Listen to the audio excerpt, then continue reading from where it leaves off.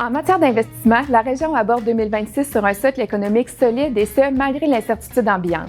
À elle seule, elle enregistre plus de 20 milliards de projets en immobilisation corporelle, qu'ils soient annoncés, en planification ou en réalisation, un effet stabilisateur particulièrement important dans un contexte où le risque de ralentissement économique ne peut être écarté.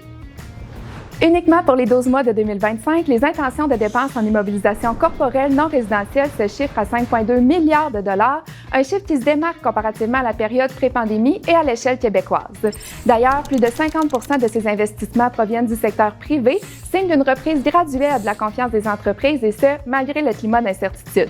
Quant à elles, les mises en chantier continuent d'évoluer, mais légèrement plus lentement, notamment attribuables au moratoire imposé sur la Rive-Sud. La composition de l'investissement évolue aussi. Si la construction perd du terrain, le matériel et l'outillage en reprend, signe d'un objectif clair, de compenser les effets de la rareté de main-d'œuvre par des gains de productivité.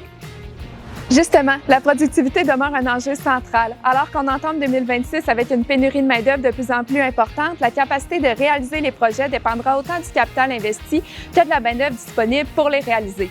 En résumé, l'investissement en immobilisation demeure l'un des piliers les plus importants pour la résilience économique de notre région, mais le nerf de la guerre pour 2026, c'est la prévisibilité.